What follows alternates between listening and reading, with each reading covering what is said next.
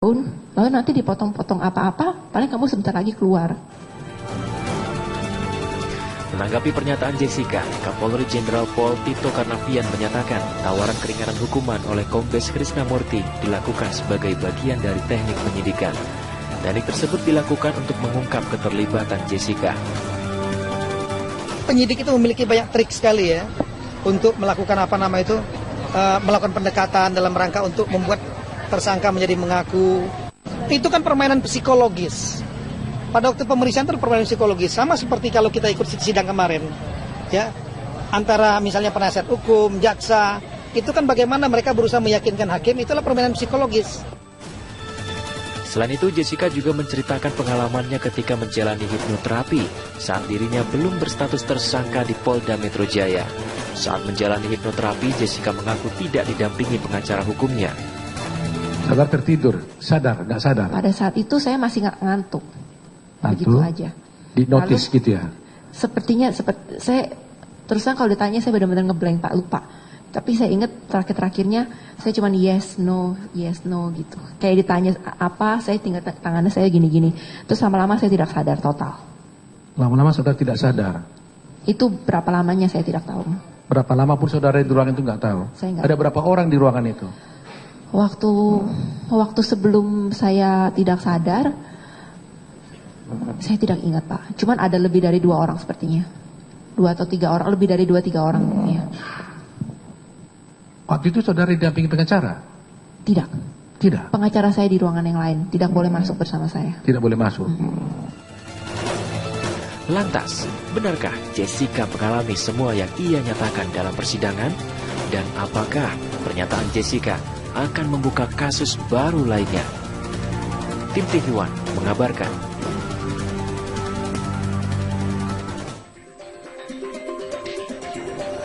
Perlu nggak sih sebetulnya disampaikan pernyataan tersebut di persidangan gitu loh?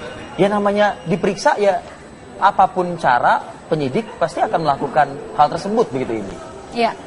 Masih terkait dengan kasus yang sedang dihadapi atau tidak sih pernyataan-pernyataan? Masih terkait dengan kasus yang dihadapi pada saat menjalani pemeriksaan di Polda Metro Jaya seperti itu. Saya ingin ke Pak Beni dan juga nanti Mas Reza ya, sudah hadir bersama kita pagi ini. Pak Beni, penyidik melakukan hal tersebut itu sah-sah saja begitu Pak? Ya, jadi dalam penyidikan bagaimana kita berupaya untuk mengorek atau mencari informasi atau mendalami suatu informasi, memang melakukan berbagai macam cara. Penting jangan dengan kekerasan, intimidasi dan sebagainya, untuk memberi pengertian, membujuk dengan sentuhan religi dan sebagainya, itu kita lakukan. Tapi pada intinya penyidik sesungguhnya tidak mengandalkan pengakuan, karena kita dalam melangkah untuk melakukan penyidikan itu, dia bungkem pun kita harus bisa membuktikan itu. Jadi kalau ini muncul sudah di akhir pemeriksaan saksi-saksi, di mana tidak mungkin lagi menghadirkan penyidik untuk cross check atau untuk mengecek kebenaran, inilah salah satu taktik yang dilakukan oleh bisa lawyer, bisa yang bersangkutan dalam rangka untuk membentuk opini lah.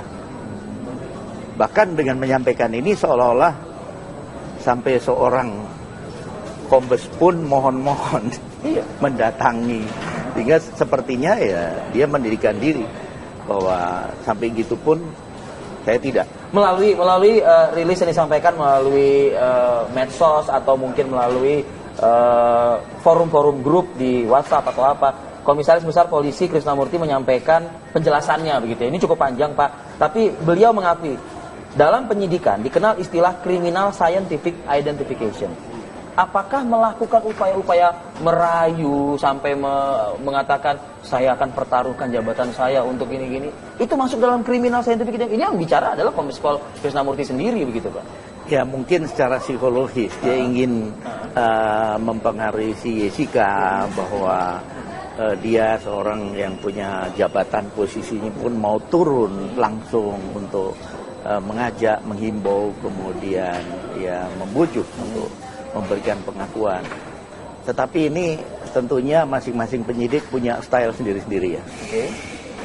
Saya sebagai pemeriksa penyidik dalam kasus teror, tentunya juga yang saya lakukan bagaimana pemeriksaan non kekerasan tanpa intimidasi, tanpa kekerasan, tapi bagaimana sampai tersangka itu dengan nyaman mengaku, bagaimana kita membangun komunikasi, bagaimana kita membangun trust, itu menjadi penting sekali. Mencecar seorang Jessica itu bukannya intimidasi, Pak? Tergantung mencecarnya itu bagaimana. Kalau mencecarnya itu dengan tekanan-tekanan yang membuat dia kemudian merasa tertekan, nah ini kembali subjektivitas ya. Ketika itu diangkat di pengadilan ini, publik akan melihatnya, waduh, polisi kok seperti itu. Nah, itu yang dilakukan oleh Jessica di akhir-akhir persidangan. Iya. Diungkapkanlah ia ditahan di ruangan berapa kali berapa dengan ada tikus dan kecoa di situ dan bocor dan lain-lain.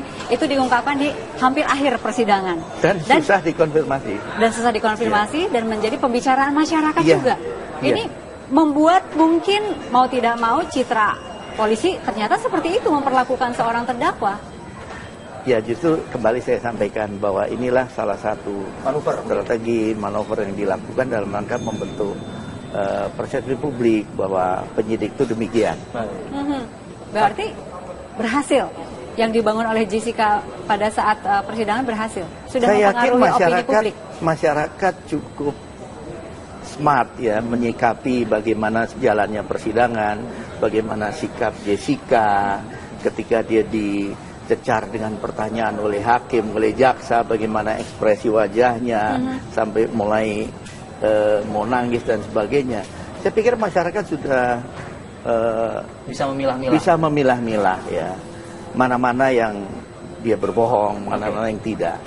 Karena ini dengan terbuka begini malah masyarakat begitu antusias ya mengikuti step demi step, dan masyarakat pula yang akan menilai itu. Baik. Mas Reza, apa yang setengah dimainkan oleh Jessica Kumala Wongso, Mas? Tidak dimainkan. Hah? Tidak dimainkan. Okay. Kenapa Jessica belak-belakan cerita itu? Karena itulah satu-satunya kesempatan yang dia punya.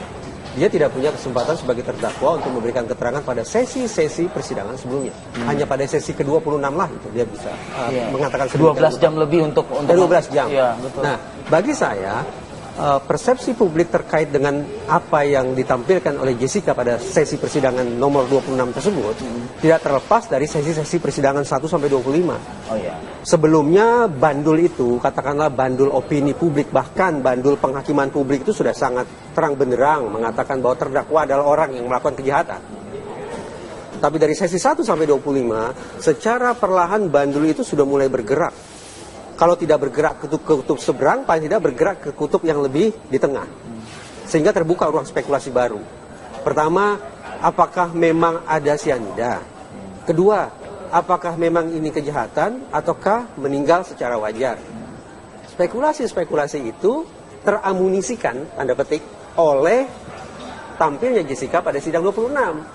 Ada kesebangunan di situ. Skeptisisme yang sudah mulai muncul terhadap yang tadi Mas Rifi katakan CSI, Scientific Crime Investigation, itu diberikan amunisi baru lewat keterangan Jessica kemarin. Kesaksian terdakwa sendiri begitu ya? Ya, bahwa ternyata di mana letak saintifiknya? Paling tidak muncul pertanyaan itu. Iya. Dua kubu sudah memberikan paparan saintifiknya masing-masing. Sehingga lebih netral, tidak bisa kita a priori lagi mengatakan oke, ini pasti sudah melakukan. Apalagi polisi mendesak untuk segera mengaku sajalah dalam proses penyidikan yang berlangsung. Dalam psikologi forensik, Mas Rifi, kayak ini, simpulannya sudah jelas. Barang yang paling merusak dalam proses persidangan itu adalah yang namanya pengakuan, kesaksian, keterangan fakta. Kenapa? Karena hal-hal semacam itu dihasilkan lewat proses daya ingat manusia. Daya ingat manusia mudah sekali untuk berbelok sana, berbelok sini, alias terdistorsi, dan juga mudah mengalami keterpecah belahan, fragmentasi. Nah, ketika kemudian otoritas penegak hukum memforsir stamina dan waktu untuk mencari yang namanya pengakuan, sehingga katakanlah menggunakan segala cara yang dimungkinkan, wah, kritisi akan bisa muncul di situ. Karena kemudian jadi kontras atau tidak konsekuen kembali, yang tadi saya katakan, di mana proses pembuktian secara saintifik dan di mana proses untuk menguber yang namanya pengakuan. Kalau kita bersepakat bahwa yang namanya pengakuan tidak begitu penting, tadi Pak Beni juga mengatakan demikian, maka menurut saya justru tidak perlu memforsir atau menghabiskan waktu, menghabiskan stamina terlalu banyak pada yang namanya mengubah kesaksian atau pengakuan. Oke, kalau bicara soal bandul, sekarang bandul ini sangat penting untuk hakim. Karena hakim yang akan segera memutuskan mungkin ya dalam waktu-waktu beberapa pekan ke depan. Kita akan lanjutkan ini Pak Beni, Mas Reza, saat lagi. Lalu setelah itu hari keduanya, hari Minggu, Pak Krisnamurti masuk ke sel tersebut yang setelah lamanya saya tahu namanya sel T. Dia masuk ke sel T, lalu dia bilang, ayo Jess, saya mau ngomong gitu kan. Ya udah, saya keluar. Terus saya dibawa ke satu ruangan yang akhirnya saya tahu ruangan staff.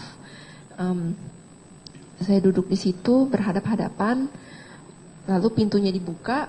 Di depan situ ada kayak meja piket penjaga. Pak Krisna bilang, duduk ya kalian di situ, liatin, jadi saya ini nggak ngapa-ngapain gitu. Terus jadi mereka di depan, tapi mereka sepertinya tidak bisa mendengar percakapan kita. Lalu saya duduk di ruangan itu berdua dengan beliau. Lalu dia mulai mengobrol dengan saya. Pertamanya dia bilang, saya menjatuhkan harga diri saya untuk turun ke tahanan. Dia bilang, bagaimana? Saya menjatuhkan harga diri saya untuk turun ke tahanan. Kata siapa? Krisnamurti. Bapak Krisnamurti. Lalu saya diam aja. Lalu dia mulai menceritakan kalau saya itu sebenarnya bingung menangkap kamu ini bagaimana. Tapi saya berdoa dan saya yakin demi Allah saya harus menandatangani surat penangkapan kamu untuk ditahan di sini. Saya mempertaruhkan jabatan saya untuk menjadikan kamu sebagai tersangka. Itu. Lalu saya hanya diam saja di situ. Lama-lama lalu dia mulai bercerita, ini ganti pakai bahasa Inggris ngomongnya. Oh, bahasa Inggris ya? Pakai bahasa Inggris dia bilang, dulu saya lama kerja di PBB, katanya begitu. Saya begini-begini, lama tinggal di New York, seperti itulah. Lalu dia menunjukkan ke saya kalau saya ini sebenarnya hatinya baik. Saya punya kucing kesayangan saya di rumah. Ini ada fotonya nih, saya kasih lihat. Terus ada foto dia lagi meluk kucingnya. Ini ada 15.000 likes, katanya begitu. Terus itu di Facebook, foto Facebooknya dia sama kucing. Oh. Terus lalu dia bilang, oh ya saya baru nembak mati teroris kemarinnya, baru-baru ini. Itu kan, saya diam aja dengerin dia Pak.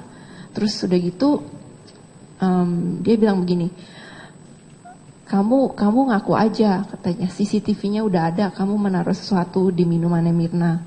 Itu sudah di zoom berkali-kali, dia bilang. Kalau kamu mengaku sekarang, kamu nggak akan lah dihukum mati, seumur hidup juga saya akan nggak kasih, paling cuma 7 tahun, lalu nanti dipotong-potong apa-apa, paling kamu sebentar lagi keluar. Terus kamu tahu pengacara kamu yang sepupu kamu, saudara kamu itu katanya, dia udah nyerah sama kamu sekarang, dia nggak akan bisa belain kamu lagi, dan dia nggak dibayar juga kan dia sepupu kamu, dia nanya begitu. Terus ya saya duduk bengong di situ, saya bingung Pak, ini orang ini maksudnya apa? Dia mau suruh saya ngaku apa? Jadi saya diam aja, saya dengerin dia. Saya yakin Pak Benny Mamoto pernah juga menyidik dengan caranya seorang Benny Mamoto seperti itu. Tapi ketika cara-cara itu diungkapkan di persidangan, Pak Benny itu rasanya gimana gitu Pak? Kalau Anda di posisi Krisnamurti? Ya, kalau saya melakukan pemeriksaan begitu ya. Ini seakan-akan menelanjangi penyidikan yang berlangsung gitu. Saya sudah harus mengantisipasi ketika di kemudian hari apa yang saya lakukan itu diungkap di pengadilan. Maka hal-hal yang itu akan merusak citra itu saya hindari. Itu kalau Pak Benny. Iya. Kalau penyidik yang lain? Nah, tentunya dalam hal ini menjadi catatan tersendiri kepada teman-teman penyidik bahwa ketika melakukan pemeriksaan juga harus sudah berpikir sejauh itu. Artinya bagaimana kalau cara yang saya lakukan ini diungkap di pengadilan. Tentunya semua sepanjang itu masih dalam koridor SOP, bagaimana cara memeriksa tersangka atau saksi. Saya pikir itu sah-sah saja, misalkan akan diuji di sidang kode etik dan sebagainya, itu masih dalam koridor itu. Nah, memang sekali lagi saya sampaikan bahwa ya ini saksi dari penyidik udah nggak bisa sambil lagi untuk menjelaskan. Bagaimanapun yang diungkapkan entah itu jujur atau tidak, tentunya tujuannya dalam rangka untuk meringankan atau kalau boleh malah di ujung pemeriksaan ini membentuk ini gitu, bagaimana yang menguntungkan yang bersangkutan. Kalau ditanyakan kepada jiwa korsa, seperti itu, Anda melihat perlu tidak harus hakim memberikan kesempatan kepada penyidik untuk bersaksi juga di persidangan? Kalau menurut kondisinya sudah seperti ini, prosedurnya ini sudah habis, karena penyidik biasanya ditampilkan ketika didapati ada beberapa hal yang perlu konfirmasi dan sebagainya, maka dia ditampilkan ke depan persidangan begitu. Pak Beni, penempatan di ruang yang dikatakan selti itu manusiawi atau tidak? Kalau menurut saya sebenarnya seandainya benar itu tidak perlu terjadi lah. Itu Pak Beni masih mengatakan seandainya benar. Berarti harus ada ruang konfirmasi dari penyidik. Harusnya ada ruang konfirmasi yang disebut mana fotonya ditunjukin. Kalau perlu lawyernya diajak untuk melihat dan sebagainya, supaya jangan opini publik itu terbentuk. Dan sekarang nampaknya sudah terbentuk opini publik. Ya, kita melihat seperti itu di media sosial, itu yang terjadi. Bukan lagi bicara substansi perkaranya, tetapi sudah bergeser. Atau jangan-jangan di dunia penyidikan, begitu ya, di dunia serse, reskrim atau apapun penyebutannya. Itu adalah bagian dari membuat orang supaya kooperatif, mengaku, ditempatkan di tempat yang tidak nyaman sehingga dia akan hands up, menyerah dan sebagainya. Anda punya opini atau punya tanggapan terkait dengan kalau era sekarang, era keterbukaan ini profesional sudah tidak tepat lagi menggunakan cara-cara itu. Kenapa tadi saya sampaikan saya sebagai seorang interrogator atau pemeriksa kasus terorisme itu saya anggap paling ekstrim lah. Orang yang dengan kekeh tidak akan mengaku karena entah berdasarkan ideologi keyakinannya sudah terlatih dan sebagainya, siap mati, siap dikerasi, toh mengaku. Nah itulah perlunya pendekatan, kalau istilah saya pendekatan multidisiplin ya. Makanya kita ngajak para penyidik ini belajar terus, tidak berhenti. Di situ perlu pendekatan psikologi, bagaimana komunikasi, kemudian bahkan budaya, itu menjadi penting. Yang dilakukan oleh penyidik Jessica sudah tepat tuh berarti kalau misalnya komunikasi, psikologi dan lain sebagainya. Iya, jadi tinggal caranya. Bagaimana bisa menyentuh. Ini berbagai macam cara, teknik yang bisa dilakukan sesungguhnya, yang elegan dan justru yang bersangkutan malah muncul trust. Itu menjadi penting. Baik, Mas Reza, kalau tadi dikatakan oleh Mas Reza ya soal bandul ya Indi ya, perlu sekali lagi nih, perlu tidak ada pembanding dari pernyataan yang kecenderungan ini menguntungkan dong ya pihak dari Jessica sendiri gitu, karena momentum penempatan kesaksian itu adalah bagian dari akhir. Anda untuk menjadikan keberimbangan psikologis penonton, masyarakat yang menyaksikan persidangan tersebut, perlu tidak? Tidak perlu. Tidak perlu? Tidak perlu. Kita harus berasumsi bahwa hakim adalah manusia sepenuhnya rasional. Rasionalitas sempurna, itu dalam bahasa teoritas. Biarlah hakim yang betul. Jadi betapapun suasana hati, mood hakim digedor sedemikian rupa sampai tengah malam buta, tapi kalau kita berasumsi bahwa hakim kemudian bekerja dengan rasionalitas sempurna, maka itu tidak akan berpengaruh banyak. Rasionalitas sempurna itu artinya masih akan mempertimbangkan 1 sampai dengan 25. Betul. Rasionalitas sempurna semacam itu. Walaupun juga tidak terpungkiri ada yang namanya public opinion model. Bahwa ternyata hakim itu ketika menjatuhkan putusan, di samping melihat berkas, di samping mencermati ulang berbagai macam keterangan dan bukti-bukti. Ya, betul. Tapi toh mereka juga nonton TV One, mungkin gitu ya, dan barangkali terpengaruh. Jadi bandul publik dengan bandul hakim seharusnya terpisah. Semestinya hanya ada bandul hakim. Semestinya hanya ada bandul hakim. Tapi mau tidak mau sekarang kan masyarakat ikut terlibat karena menonton. Karena pada akhirnya hakim adalah manusia, publik juga manusia, terjembatani oleh media, maka secara teoritis bisa saja keduanya berinteraksi satu sama lain. Nah, kalau bagi saya, bagaimana kemudian kita menakar atau menyikapi keterangan terdakwa pada sesi terakhir tersebut? Kalau Pak Beni fokus pada cara ya, prosedur, norma, etika dan seterusnya. Kalau bagi saya menakarnya adalah pada hasil. Coba kita lihat, selama Jessica memberikan keterangan, hasil dari berbagai macam teknik interogasi tersebut tidak efektif. Buktinya apa? Buktinya adalah berbagai macam keterangan yang sudah tercantum secara tertulis di dalam berita acara pemeriksaan dianulir oleh Jessica selama persidangan. Ya namanya membela diri dia. Oh, apapun itu, berarti kita bisa melihat bahwa ternyata pendekatan atau proses interogasi yang dibangun dan kemudian berujung pada hasil berupa berita acara pemeriksaan tidak cukup kuat untuk mengunci terdakwa agar memberikan keterangan yang sebangun dan seruang dengan isi BAP tersebut. Nah, permainan psikologisnya kan bisa kita pilah menjadi 3 ya menurut saya. Pertama, pengisolasian, baik secara fisik maupun secara psikis. Ketika psikis dikatakan saudara sepupu kamu tidak bisa berbuat apa-apa lagi. Itu kan berusaha untuk mengungkung, mengungkung atau mengisolasi. Kemudian memainkan polisi yang baik. Good cop, saya punya kucing dan seterusnya. Gagal, main bad cop. Polisi yang keras, saya bunuh teroris dan seterusnya. Tapi lagi-lagi, pendekatan yang dilakukan, baik itu pengisolasian psikis maupun fisik, kemudian good cop, kemudian bad cop, ternyata hasilnya menurut saya tidak positif. Karena bukan terbukti, karena terlihat oleh kita di persidangan, Jessica menganulir hampir seluruh isi BAP yang sudah tercantum secara tertulis. Oke, itu upaya-upaya dari terdakwa, upaya JPU juga ada, upaya kuasa hukum juga ada, tinggal hakim ini. Hakim ini yang ditunggu nih. Hakim saya rasa mungkin tidak akan mempertimbangkan 12 jam saja, tapi berjam-jam dalam 1 sampai dengan 25 materi persidangan tentu akan menjadi pertimbangan oleh hakim juga. Sekali lagi, kalau kita sepakat bahwa pengakuan itu sekunder sifatnya, yang paling utama adalah pembuktian secara saintifik, maka sesi 1 sampai 25 sesungguhnya yang paling menentukan. Baik, Mas Reza, terima kasih. Kita tunggu apa nanti yang diputuskan oleh hakim. Masih harus sabar dulu ya. Ya, sabar, Vi. Masyarakat. Nggak sabar. Ya, Pak Bini ya.